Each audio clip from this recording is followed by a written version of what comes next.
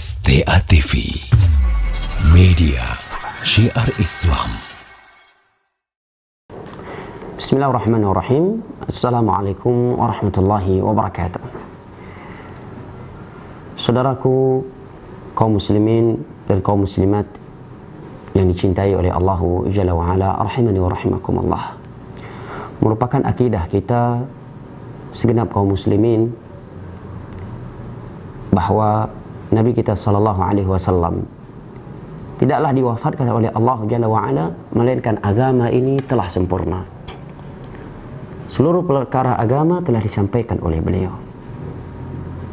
Allah berfirman di dalam surat Al-Maidah ayat ketiga, Al-yawma akmaltu lakum dinakum wa atmamtu alaikum ni'mati wa raditu lakumul islam madina. Hari ini telah aku sempurnakan agama kalian. Aku sempurnakan nikmatku untuk kalian dan telah aku ridhai Islam ini sebagai agama untuk kalian. Ayat ini turun kepada Nabi kita sallallahu alaihi wasallam pada Haji Wada di Hari Arafah pada hari Jumat. 80 hari setelah ayat ini turun, Nabi kita sallallahu alaihi wasallam diwafatkan oleh Allah. Dan beberapa sahabat menyatakan bahwa setelah ayat ini turun, tidak ada lagi pembahasan halal dan haram dari Nabi kita sallallahu alaihi wasallam. Maka sudah sepatutnya kita mengoreksi akidah kita, ibadah yang kita lakukan. Apakah itu telah sesuai dengan sunnah Rasulullah sallallahu alaihi wasallam? Apakah itu telah mencocoki petunjuk beliau ataukah belum? Karena Rasulullah sallallahu alaihi wasallam bersabda, "Man 'amila 'amalan laisa 'alaihi amruna fahuwa rad." Barang siapa yang melakukan sebuah amalan yang tidak sesuai dengan tuntunan kami, caranya, jumlahnya, tempatnya atau waktunya, maka amalan tersebut akan tertolak. Hadis riwayat Imam Muslim dari Aisyah radhiyallahu anha. 23 tahun Nabi kita sallallahu alaihi wasallam berdakwah. 13 tahun di Mekah dan 10 tahun di Madinah, penuh dengan perjuangan, kesungguhan. Berbagai rintangan dan ujian telah beliau lalui demi menyelamatkan umat beliau dari neraka Allah Jalla wa'ala. Dan agar mereka tahu jalan menuju surga Allah Jalla wa'ala, maka sudah seyogyanya kita menjadikan beliau sebagai suri toladan terbaik kita, terkhusus dalam bab akidah dan ibadah kita. Karena Allah berfirman, laqad kana lakum fi rasulillahi uswatun hasanah liman kana yarjullaha wal yawmal akhir wa dzakarallaha katsira. Sungguh telah ada suri toladan yang baik untuk kalian pada diri Rasulullah sallallahu alaihi wasallam jika kalian adalah orang-orang yang mengharap Allah, mengharap hari akhirat dan banyak mengingat Allah. Sudah sepantasnya, sudah saatnya kita menerima, mengambil dan mengikuti apa yang beliau bawa dan meninggalkan apa yang beliau larang. Wa ma ataakumur rasulu fakhudhuhu wa ma nahakum anhu fantahu wattaqullaha innallaha syadidul iqab. Apa yang dibawa oleh Rasul kepada kalian dalam bab akidah, dalam bab ibadah atau muamalah, maka ambillah. Bukan mengambil petunjuk orang lain. Kalau kita mengambil petunjuk selain dari petunjuk Nabi dalam sebuah perkara yang sudah ada petunjuk Nabi di dalam hal tersebut, berarti kita belum merealisasikan pengikutan kita terhadap Nabi. Berarti kita belum menjadikan beliau sebagai suri teladan kita. Wa ma ataakumur rasulu fakhudhuhu wa ma nahakum anhu fantahu. Dan apa yang dibawa oleh Rasul kepada kalian maka ambillah, dan apa yang dilarang oleh Rasul maka tinggalkanlah. Takutlah kalian kepada Allah, sesungguhnya Allah amat keras akan siksaannya. Apabila sebuah ibadah yang kita lakukan tidak sesuai dengan petunjuknya Rasulullah sallallahu alaihi wasallam, kita tidak menjadikan beliau sebagai suri teladan kita dalam ibadah tersebut. Justru yang kita jadikan sebagai suri teladan kita dalam ibadah tersebut adalah tokoh-tokoh kita, atau bahkan sebagai terkadang kita menjadikan hawa nafsu keinginan kita sebagai sumber hukum. Berarti kita belum meneladani beliau. Adakah yang lebih sempurna daripada Nabi SAW? Apakah tujuan semangat kita beribadah lebih tinggi dan lebih sempurna daripada beliau? Apabila zikir masuk WC saja sudah ada tuntunan dari Nabi, keluar WC pun ada zikir yang dituntun oleh Nabi. Zikir ketika kita ingin melakukan hubungan pasangan suami istri, juga ada zikir khusus dari Nabi, diajarkan. Yang itu semuanya tidak bisa kita gantikan dengan yang lainnya. Maka demikian pula dalam bab zikir setelah sholat 5 waktu. Untuk apa kita buat zikir-zikir yang sama sekali tidak ada dari Nabi? Kita bacakan konteks-konteks yang sama sekali Nabi tidak pernah menyuruhnya dan tidak pernah melakukannya. Justru konteks-konteks dari Nabi malah kita tinggalkan. Sekarang pertanyaannya, saudaraku yang dimuliakan Allah, kita sepakat bahwa doa masuk WC yang datang dari Nabi adalah Allahumma inni a'udzubika minal khubuthi wal khaba'ith. Hadis riwayat Al-Imam Al-Bukhari dan Muslim dari Anas bin Malik radhiyallahu anhu. Apakah boleh kita gantikan zikir ini dengan Al-Fatihah? Kita mau masuk WC nggak mau baca Allahumma inni a'udzubika minal khubuthi wal khaba'ith, saya baca Al-Fatihah aja lah. Al-Fatihah kan baik. Akhirnya dia baca Al-Fatihah sebelum masuk WC. Atau dia gantikan dengan salawat sallallahu sebelum masuk WC. Menggantikan petunjuk dari Nabi, Allahumma inni a'udzubika minal khubuthi wal khaba'ith. Tentu semua kita sepakat, ini orang sesat, ini orang keliru, ini orang salah. Kenapa? Karena petunjuk Nabi terkait zikir mau masuk WC adalah Allahumma inni a'udzubika minal khubuthi wal khaba'ith.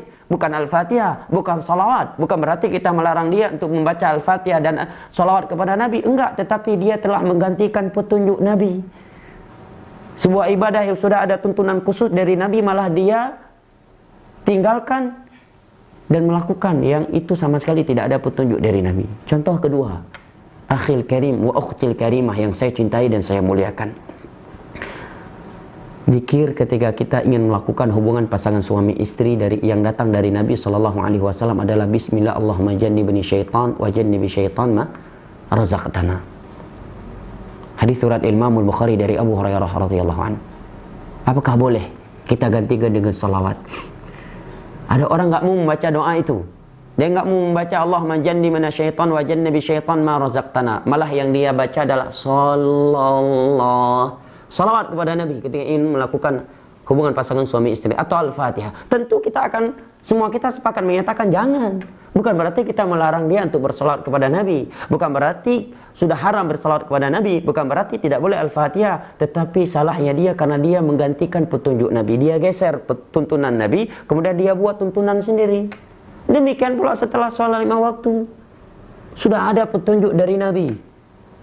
Tuntunan dari Nabi bagaimana beliau berzikir setelah salat 5 waktu, apa saja konteks zikir yang beliau bacakan, itu sudah diriwayatkan oleh ulama-ulama hadis. Silakan buka Sahih Bukhari, Sahih Muslim, kitab Al-Imam Syafi'i, kitab Al-Adhkar karya Imam Nawawi. Tidak ada satupun riwayat yang menerangkan bahwa Nabi berselawatan setelah salat 5 waktu, bahwa beliau baca Al-Fatihah. Kalau alasannya baik, ya jangankan Al-Fatihah, Al-Baqarah juga baik. Kenapa nggak sesekali Al-Baqarah aja? Al-Baqarah, biar mantap jamaahnya. Ini agama, bukan logika.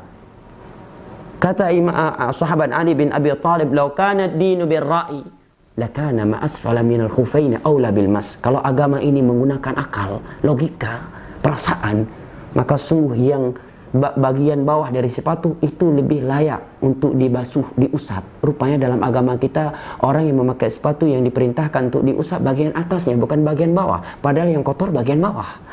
Demikian pula ketika kita berwudu, kemudian keluar angin dari anus, batallah wudu kita. Yang kita cuci bukan dubur kita yang mengeluarkan anus. Justru yang kita cuci anggota tubuh yang sama sekali angin tidak keluar dari itu. Maka koreksi ibadah kita. Koreksi zikir setelah salat 5 waktu. Tanyakan kepada imam-imam yang membaca Al-Fatihah setelah salat 5 waktu. Tanyakan kepada mereka yang membacakan sholawatan kepada Nabi setelah salat 5 waktu. Adakah dalil seperti itu? Adakah hadis dari Nabi SAW? Dan minta kepadanya untuk dia mengajarkan saudara zikir yang sesuai dengan petunjuk Nabi SAW. Karena kita yakin seyakin-yakinnya, dan ini akidah kita, bahwa sebaik-baik petunjuk adalah petunjuk Rasulullah SAW. Tidak mungkin ada orang yang datang setelah Nabi SAW, mereka lebih sempurna petunjuknya daripada Nabi SAW. Kalau sudah ada paket dari Nabi, tuntunan dari Nabi, kenapa kita tinggalkan dan kita mengambil dan melakukan selain itu? Bukankah Allah berfirman, laqad kana lakum fi rasulillahi uswatun hasanah? Sungguh telah ada suri teladan yang baik untuk diri kalian, untuk kalian pada diri Rasulullah SAW. Wa ma atakumur rasulu fakhudhuhu wa ma nahakum anhu fantahu. Dan apa yang dibawa oleh Rasulullah untuk kalian, ambillah. Jangan kalian tinggalkan. Sudah ada petunjuk dari Nabi setelah salat 5 waktu, beliau membaca astaghfirullah, astaghfirullah, astaghfirullah, Allahumma antas salam wa minkas salam, tabarakta ya dzal jalali wal ikram, dan seterusnya. Ambil itu, jangan ditinggalkan. Kok malah ditinggalkan, kemudian dibaca, yang dibacakan adalah konteks-konteks zikir yang sama sekali tidak ada petunjuk dari Nabi SAW. Wa ma nahakum anhu fantahu, dan apa yang dilarang oleh Rasulullah maka tinggalkanlah. Salah satu perkara yang dilarang keras oleh Nabi dalam agama ini adalah bid'ah. Mengada-adakan ibadah baru tanpa tuntunan dari beliau. Perkara yang sangat keras dilarang oleh Nabi. Bid'ah itu. Dalam riwayat Imam Ahmad dari sahabat Irbad bin Sariyah radhiyallahu anhu, Nabi menyatakan, wa iyyakum wa muhdatsatil umur fa inna kulla muhdatsatin bid'ah wa kulla bid'atin dhalalah wa kulla dhalalatin finnar. Jauhi oleh kalian perkara-perkara baru, ibadah-ibadah baru yang diada-adakan dalam urusan agama. Karena itulah bid'ah, dan setiap bid'ah itu sesat, dan setiap kesesatan tempatnya dalam neraka. Ini sabda Nabi. Saudara nggak boleh marah, saudara nggak boleh fobia. Yang menyatakan bid'ah itu sesat adalah Nabi Anda sendiri. Beliau memvonis seluruh bid'ah adalah sesat, dan setiap kesesatan tempatnya neraka. Itu hadis Nabi. Hadis Irbad bin Sariyah, riwayat Imam Ahmad, dicantumkan oleh imam besar kita Imam Nawawi dalam kitab beliau Riyadhus Shalihin dan Al-Arba'in. Kalau saudara menyatakan ada kok bid'ah yang hasanah, kan nggak semua bid'ah sesat, terserah Anda. Saudara punya hak untuk berbicara, tapi saudara akan mempertanggungjawabkannya di hadapan Allah. Kalau saya ikut Nabi, kalau ikut kaidah Nabi, semua bid'ah sesat, kata Nabi. Nggak ada yang hasanah. Dan ini pegangan saya. Yang ingin menyatakan ada bid'ah hasanah, silahkan dia bawakan sebuah hadis Nabi SAW yang menyatakan ada bid'ah hasanah, atau ucapan para sahabat Nabi. Mari kita jadikan beliau sebagai suri tauladan kita. Mari kita ikuti petunjuk beliau. Mari kita koreksi ibadah-ibadah kita, apakah telah sesuai dengan tuntunan beliau ataukah belum. Karena pada hari kiamat semua kita akan mendapatkan firman Allah, mendapatkan pertanyaan Allah yang telah Allah firmankan dalam surat Al-Maidah, "Madza ajabtumul mursalin?" Seperti apa kalian mengikuti Rasul yang diutuskan kepada kalian? Semoga yang sedikit ini bermanfaat. Barakallahu fikum. Wassalamualaikum warahmatullahi wabarakatuh.